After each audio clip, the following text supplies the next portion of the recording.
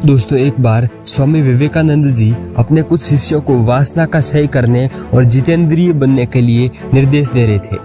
मन को काम से हटाकर राम में लगाना अत्यंत आवश्यक है, ऐसा वे उन्हें समझा रहे थे। तभी एक साधक ने पूछा, आप कहते हैं कि मन को काम से हटाकर राम में लगाना चाहिए। ये कहना तो बहुत सरल है, परंतु इसे जीवन में उतारना अत्यंत कठिन लगता है। स्वामी जी हमें कोई ऐसी युक्ति बताएं जिससे मन में काम वासना उठे ही नहीं, मन काम का विचार ही छोड़ दे और भगवत चिंतन करता रहे। तो दोस्तों, तब विवेकानंद जी ने कहा कि तुम्हारी बात सच है कि मन को काम वासना से हटाना बहुत कठिन है, लेकिन उसे एक बार भी वश में कर लोगे तो वह जिंदगी भर तुम्हारे कहने में चलेगा। केवल ब्रह्मचर्य का पालन किया जाए तो अल्प काल में ही सारी विद्याएं आ जाती हैं। श्रुतिधर एवं स्मृतिधर हुआ जा सकता है। केवल ब्रह्मचर्य के अभाव के कारण हमारे देश का सत्यानाश हो रहा है। प्रजा के रूप में हम निर्बल होते जा रहे हैं, सच्ची मनुष्यता को खोते जा रहे हैं, ऐसा स्वामी जी कहा करते थे। वे कहते थे कि ब्रह्मचर्य के प्रभाव से मन की एकाग्रता और स्मरण शक्ति का तीव्रता से विकास होता है।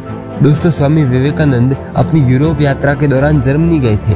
वहाँ कील यूनिवर्सिटी के professor Paul Dussen Swami ji की अद्भुत मेमोरी को देखकर दंग रह गए। तब स्वामी जी ने इस रहस्य का उद्घाटन करते हुए कहा था कि ब्रह्मचर्य के पालन से मन की एकाग्रता हासिल की जा सकती है, और मन की एकाग्रता सिद्ध हो जाए तो फिर शक्तियाँ भी अपने आप विकसित होने लगती है। संयम बहुत ही बड़ी चीज है। जो संयमी है, सदाचारी और अपने परमात्मा भाव में है, वही धर्मात्मा बनता है। जो विषय विलास में गर्काब हो जाता है, वही दुरात्मा बनता है। दोस्तों, स्वामी जी कहते थे कि संयम की आवश्यकता सभी को है, चाहे वो वैज्ञानिक हो या दार्शनिक, विद्वान हो या बड़ा उपदेशक, सभी को संयम की जरूरत है। स्वस्थ रहना हो तब भी ब्रह्मचर्य की बहुत जरूरत है, सुखी रहना हो तब भी ब्रह्मचर्य की जरूरत है, और सम्मानित रहना हो तो भी ब्रह्मचर्य अनिवार्य है।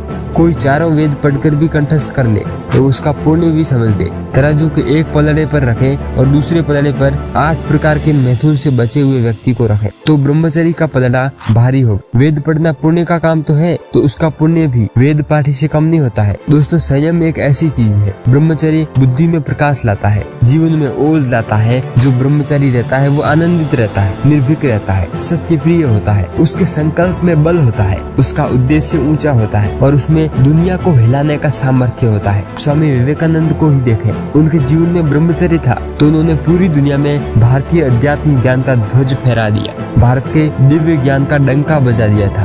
दोस्तों, स्वामी जी कहते हैं कि हे भारत के युवतियों और युवाओं, तुम भी उसी गौरव को हासिल कर सकते हो यदि जीवन में संयम को अपना लो, सदाचार को अपना लो, तो तुम भी महान से महान कार्य करने में सफल हो सकते हो। तो लगाओ छलांग, कस लो कमान, संयमी बनो, ब्रह्मचारी बनो और स्वामी जी की इस बात को सब तक पहुंचाओ।